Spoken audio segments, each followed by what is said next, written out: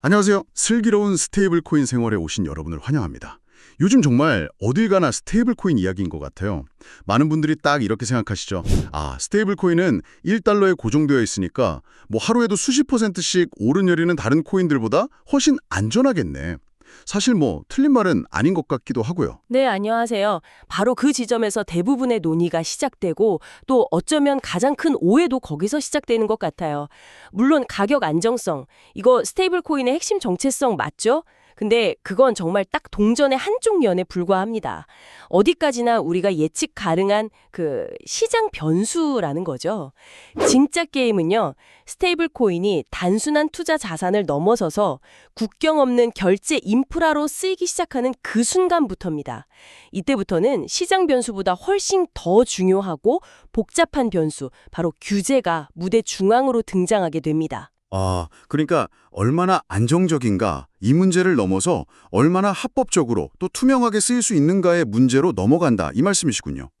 사실 며칠 전에 본 국제 자금 세탁 방지 기구 그 FATF 최신 보고서가 딱 그 얘기를 하고 있더라고요. 블록체인 위에서 움직이는 불법 자금 흐름을 이렇게 추적해 보니까 비트코인 같은 그런 코인보다 스테이블 코인이 차지하는 비중이 정말 무섭게 늘고 있다 이런 경고였어요. 맞습니다. 바로 그 지점이에요. 그래서 오늘은 이 스테이블 코인 결제 시대를 이야기할 때 절대 빼놓을 수 없는 진짜 핵심, 바로 자금 세탁 방지, AML을 위한 거래 감시, 그러니까 트랜잭션 모니터링에 대해서 아주 깊이 한번 파헤쳐 보려고 합니다. 앞으로 스테이블 코인으로 뭐 월급을 받거나 해외로 돈을 보내거나 아니면 관련 사업을 구상 중이시라면 오늘 이야기는 정말 선택이 아닌 필수가 될 겁니다. 좋습니다. 그럼 시작부터 너무 복잡하게 가지 말고요. 가장 핵심적인 그림부터 한번 그려주시죠. 이 복잡해 보이는 스테이블 코인 컴플라이언스, 그러니까 규제 준수라는 걸 한눈에 딱 이해할 수 있는 그런 모델이 있을까요? 네, 물론입니다. 거대한 정수 시스템을 한번 상상해 보세요. 세 개의 파이프가 이렇게 직렬로 쭉 연결된 구조. 이게 가장 쉽습니다. 첫 번째 파이프는 KYCDD, 즉 고객 확인 및 고객 실사입니다. 금융 시스템에 처음 들어올 때 당신이 누구십니까? 이걸 증명하는 단계죠. 뭐랄까, 정문에서 신분증 검사랑 똑같아요. 우리가 은행 계좌 열거나 거래소 가입할 때 신분증 사진 찍고 뭐 다른 계좌로 일원 보내서 인증하고 바로 그 절차군요. 이건 이제 뭐 익숙하죠. 그럼 정문을 통과했어요. 그 다음 두 번째 파이프는 뭔가요? 이 두 번째 파이프가 바로 오늘 논의의 심장부입니다. 트랜잭션 모니터링이죠. 시스템 안으로 들어온 사용자가 자금을 어떻게 쓰고 누구랑 주고받는지 그 모든 흐름을 계속 감시하고 분석하는 단계거든요. 건물로 비유하자면 정문 통과 후에 건물 내부 곳곳에 설치된 수백 대의 CCTV랑 보안 센서, 딱 그겁니다. 의심스러운 행동 패턴이나 위험한 동선을 실시간으로 잡아내는 거죠. 흥미롭네요. 들어올 때 신원 확인하고 활동하는 동안에는 모든 행동을 지켜본다. 그럼 마지막 세 번째 파이프는 자금을 밖으로 내보낼 때 작동하는 거겠군요. 정확합니다. 세 번째 파이프는 바로 트래블률입니다. A라는 사용자가 B라는 사용자에게 자산을 보낼 때 그 자금에 이 돈은 A가 B에게 보내는 겁니다. 라는 정보 꼬리표를 반드시 붙여서 보내도록 하는 규칙이에요. 보낼 때 보내는 사람, 받는 사람, 이름, 주소, 연락처 이거 다 적어야만 발송이 되잖아요. 그거랑 완벽하게 똑같은 원리입니다. 자금의 출처와 목적지를 명확치 않은 최종 관문인 셈이죠. 이야, 그림이 정말 명확하게 그려지네요. KYC라는 정문으로 들어와서 트랜잭션 모니터링이라는 CCTV의 감시 아래 활동하다가 트래블롤이라는 발송 규정에 맞춰서 자금을 외부로 보낸다. 이 세 개의 파이프가 어딘가 새는 곳 없이 아주 촘촘하게 연결되는 게 핵심이겠군요. 바로 그 지점이 모든 것을 바꿉니다. 이 세 가지가 하나의 완벽한 파이프라인으로 맞물려 돌아가는 순간 스테이블 코인의 사회적 성격이 근본적으로 변해요. 예전 비트코인 초창기 시절처럼 규제를 피하는 익명의 디지털 현금, 이게 아니라 처음부터 규제가 내장된 새로운 결제 시스템, Regulation Embedded Rail로 재탄생하는 겁니다. 이건 단순한 기술 변화가 아니라 아예 패러다임이 바뀌는 거예요. 그런데 여기서 좀 근본적인 질문이 하나 생기는데요. 사실 거래 모니터링 자체는 뭐 전통적인 운행 시스템에서도 수십 년간 해오던 거 아닌가요? 저도 신용카드 쓰다가 갑자기 해외에서 큰 금액이 결제되면 바로 전화 오잖아요. 왜 유독 이 스테이블 코인 환경에서 트랜잭션 모니터링이 비교할 수 없을 정도로 더 중요하고 또 더 어렵다고 강조하시는 걸까요? 바로 그 질문이 문제의 핵심을 정확히 꿰뚫고 있습니다. 그 차이는요, 시스템을 구성하는 가장 기본적인 단위, 즉 계정의 본질에서 시작됩니다. 은행 시스템의 기본 단위는 우리가 아는 계좌잖아요. 네, 그렇죠. 실명이랑 딱 연결된. 맞습니다. 이 세상의 모든 은행 계좌는 개설 단계에서부터 한 사람의 실명, 주민등록번호랑 1대1로 아주 강력하게 연결되어 있죠. 즉, 계좌번호는 그 자체로 그냥 특정 개인의 또 다른 이름인 셈이에요. 그렇죠. 제 이름으로 된 하나뿐인 계좌니까요. 하지만 스테이블 코인이 오고 가는 그 지갑 주소는 이건 완전히 다르지 않습니까? 네, 완전히 다릅니다. 스테이블 코인 시스템의 기본 단위는 지갑 주소입니다. 그 0x로 시작해서 알파벳이랑 숫자가 무작위로 막 뒤섞인 아주 긴 문자열 있잖아요. 이 주소 자체는 완벽한 익명성을 가져요. 그 주소만 봐서는 주인이 한국 사람인지 미국 사람인지 개인인지 기업인지 심지어 사람인지 AI인지조차 알 방법이 전혀 없습니다. 바로 이 근본적인 차이 때문에 규제의 접근 방식이 완전히 달라져야만 하는 거죠. 그렇군요. 은행은 실체가 확인된 사람을 중심으로 계좌를 관리하면 되는데 스테이블 코인은 실체가 불분명한 익명의 주소를 중심으로 자금 흐름을 관리해야 하는 엄청난 과제가 생긴 거네요. 그럼 규제 당국은 이 풀기 어려운 숙제를 어떤 논리로 접근하고 있나요? 규제의 논리는 이렇습니다. 서로 분리된 것처럼 보이는 세 가지 요소를 각각 다른 방식으로 꽁꽁 묶어버리는 거예요. 첫째, 사람은 아까 말씀드린 KYC를 통해서 현실 세계 신원 정보랑 절대 끊어지지 않게 묶고요. 둘째, 익명의 지갑 주소는 온체인 데이터를 샅샅이 분석해서 그 주소가 과거에 얼마나 위험한 활동에 연루됐는지 일종의 평판을 매겨서 위험도 점수, 리스크 스코어링을 합니다.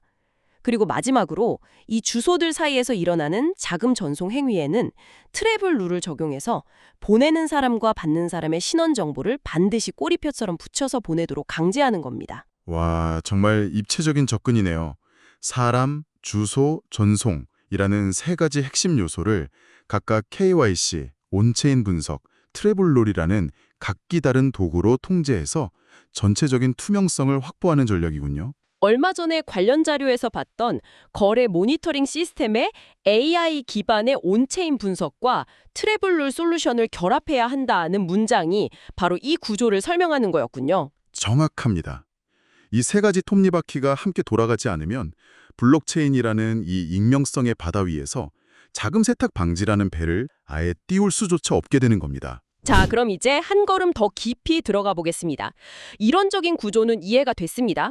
이제 실제로 금융기관이나 가상자산 거래소의 그 컴플라이언스 팀에서는 이 트랜잭션 모니터링이라는 복잡한 과정을 구체적으로 어떻게 수행하는지 그 실무적인 파이프라인이 궁금해지네요. 네, 실무에서는 보통 6단계의 워크플로우를 따라 진행된다고 보시면 됩니다. 첫 번째 단계는 너무나 당연하게도 데이터 수집입니다.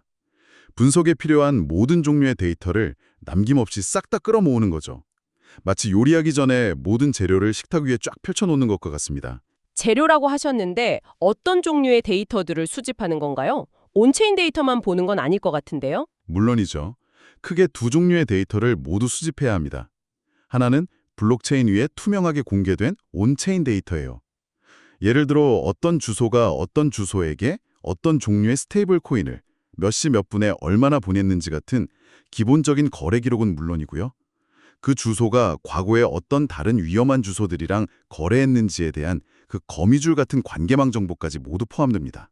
다른 하나는 서비스 제공업체만 가지고 있는 오프체인 데이터죠. 오프체인 데이터요. 네, 바로 고객의 KYC 정보, 그러니까 국적, 거주지, 직업, 나이 같은 신원 정보랑 이 고객이 과거에 우리 서비스 안에서 어떤 행동 패턴을 보여왔는지에 대한 내부 데이터입니다. 아하, 온체인 데이터가 무엇을 했는지 알려준다면 오프체인 데이터는 누가 했는지를 알려주는 거군요. 이 두 가지를 합쳐야 비로소 완전한 그림이 그려지겠네요. 자, 재료 준비가 끝났습니다. 다음은 뭔가요? 두 번째 단계는 룰 기반 탐지입니다. 사전에 컴플라이언스 전문가들이 정의해놓은 수백, 수천 가지의 의심스러운 행동 패턴, 즉 룰에 해당하는 거래를 시스템이 자동으로 걸러내는 거예요. 예를 들면 자금 세탁꾼들이 규제 보고 기준 금액을 피하려고 거액을 100만 원씩 50번으로 쪼개서 보내는 구조화 행위라든지, 아니면 평소 한 달에 한두 번 거래하던 사용자가 갑자기 한 시간 만에 수십 건의 전송을 시도하는 이상 패턴, 혹은 이미 국제 제재 리스트에 올라간 테러 자금 관련 주소와 거래를 시도하는 경우 같은 것들을 실시간으로 잡아냅니다. 은행 ATM에서 보이스피싱 의심 거래가 감지되면 화면에 막 경고 문구 뜨잖아요. 그거랑 비슷한 원리군요. 이렇게 룰에 걸린 의심 거래들은 그다음 어떻게 처리되나요? 세 번째 단계인 리스크 스코어링으로 넘어갑니다. 단순히 의심된다, 아니다 이런 이분법적인 판단을 넘어서요. 이 거래가 얼마나 위험한지를 0점부터 100점까지 정량적인 점수로 매기는 과정입니다. 예를 들어 고객 자체의 위험도에서 20점, 이 고객이 쓰는 지갑 주소의 온체인 평판에서 50점, 그리고 이번 거래 패턴의 위험도에서 20점, 이렇게 해서 총 90점짜리 고위험 거래로 분류하는 식이죠. 점수가 높을수록 더 위험하다는 명확한 신호가 되겠네요. 그럼 점수까지 매겨진 다음에는요? 네 번째 단계가 실무적으로 가장 중요하고 또 어려운 알람 및 케이스 관리입니다. 사실 룰 기반 시스템에서는요, 하루에도 수천, 수만 개의 경고 알람이 터져요. 진짜 문제는 이 엄청난 양의 알람 중에서 99%는 사실 별 문제 없는 오탐, false positive고요. 단 1%만이 진짜 조사해야 할 진짜 위험이라는 겁니다. 따라서 모든 알람을 똑같이 보는 게 아니라 방금 산출한 리스크 점수를 기반으로 조사의 우선순위를 정하고 왜 이 거래가 의심스러운지에 대한 명확한 근거를 확보하는 게 2단계의 핵심입니다. 수많은 연기 속에서 진짜 불씨를 찾아내는 과정이라고 할 수 있죠. 소방관처럼 진짜 불이 난 곳에 자원을 집중해야 하는 거군요. 그렇게 진짜 위험한 거래라고 판단된 케이스는 어떻게 되나요? 다섯 번째 단계인 조사 및 보고로 이어집니다. 컴플라이언스 담당 분석가가 해당 거래와 관련된 모든 온체인, 오프체인 데이터를 아주 심층적으로 조사하고요. 자금 세탁이나 불법 행위가 합리적으로 의심된다고 최종 판단하면 감독기관, 즉 금융정보분석원 FIU에 의심거래 보고 SAR을 제출합니다. 이게 법적 의무를 이행하는 최종 단계라고 할 수 있습니다. 이제 마지막 6번째 단계가 남았네요. 보고하면 끝이 아닌가요? 절대 아니죠. 마지막은 이 시스템을 살아있는 유기체로 만드는 피드백 루프입니다. 분석가들의 조사 결과, 즉 어떤 알람이 진짜 위험이었고 어떤 알람이 그냥 오해였는지 그 최종 결과를 다시 시스템에 입력해 주는 거예요. 이 피드백 데이터를 학습해서 시스템은 기존의 룰을 더 정교하게 다듬고 리스크 스코링 모델을 계속 업데이트합니다. 스스로 경험을 통해 더 똑똑해지는 자기 발전 과정이라고 할 수 있죠. 와, 정말 체계적이네요. 데이터 수집부터 룰 기반 탐지, 스코어링, 케이스 관리, 보고, 그리고 마지막 피드백을 통한 시스템 강화까지. 이 전체 과정에서 최근 가장 뜨거운 화두인 AI, 인공지능은 정확히 어떤 역할을 하게 되나요? 혹시 AI가 도입되면 이 모든 과정이 그냥 마법처럼 해결되는 건가요? AI는 절대 마법 지팡이가 아닙니다. 하지만 아주 강력하고 스마트한 조수가 될 수는 있어요. 특히 방금 설명드린 6단계 중에서 3, 4, 5단계, 그러니까 리스크 스코어링, 케이스 관리, 조사 단계에서 엄청난 힘을 발휘합니다. AI는 인간 분석가는 절대로 발견할 수 없는 수백, 수천 개의 변수 속에서 복잡한 자금 세탁 패턴을 찾아내고요. 수만 개의 알람 중에서 오탐 가능성이 높은 것들을 자동으로 걸러내서 분석가들이 진짜 중요한 문제에만 집중할 수 있도록 도와줍니다. 분석의 효율성을 극적으로 높여주는 거죠. 그렇군요. 결국 AI는 분석가가 더 빠르고 정확한 판단을 내릴 수 있도록 돕는 뭐랄까 일종의 증강현실 안경 같은 역할이네요. 아, 정확한 비유입니다. 다만 여기서 정말 중요한 점이 하나 있어요. 감독기관은요, AI가 내놓은 결과만 보지 않습니다. 왜 AI가 특정 거래를 95점짜리 고위험 거래로 판단했는지 그 판단 근거와 과정에 대한 설명 가능성, 그리고 AI 모델이 특정 국가나 인종에 대해 편향 없이 공정하고 투명하게 관리되고 있는지에 대한 거버넌스까지 매우 중요하게 봅니다.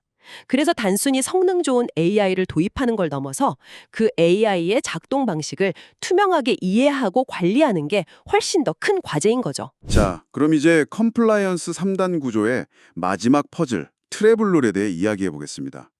트래블룰, 여러 번 들었지만 여전히 조금 막연한데 한 문장으로 명쾌하게 정의해 주실 수 있나요? 가상자산 전송 시 보내는 사람과 받는 사람의 신원 정보가 자금과 함께 반드시 동반되어야 한다. 이게 전부입니다.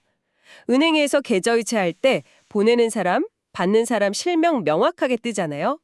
가상자산 세계에서도 똑같은 수준의 투명성을 요구하는 국제적인 규칙입니다. 이 트래블룰이 이제는 뭐 일부 국가의 특이한 규제가 아니라 거스를 수 없는 글로벌 표준이 되어가는 분위기네요. 맞습니다. FATF 최신 보고서를 보면 전 세계 99개 관할권에서 이미 트래블룰을 법으로 만들었거나 현재 입법 절차를 진행 중이라고 해요. 사실상 뭐 글로벌 스탠다드가 된 셈이죠. 그리고 이 거대한 흐름의 가장 중심에 바로 스테이블 코인이 서 있습니다. 왜 비트코인이나 다른 알트코인보다 스테이블 코인의 트래블룰이 더 중요하게 작용하는 건가요? 스테이블 코인이 단순 투자 자산을 넘어서 글로벌 결제 수단으로 사용된다는 거며 그만큼 비교할 수 없을 정도로 막대한 규모의 자금 흐름에 발생한다는 뜻입니다. 흐름의 규모가 커지고 속도가 빨라질수록 그 흐름에 정보 꼬리표를 붙이라는 규제의 요구는 당연히 더 강해질 수밖에 없죠. 수십억 달러가 국경을 넘나드는데 누가 누구에게 보내는지 깜깜이라면 그건 결제 시스템이 아니라 범죄의 온상이 될 테니까요. 듣고 보니 당연한 수순이네요.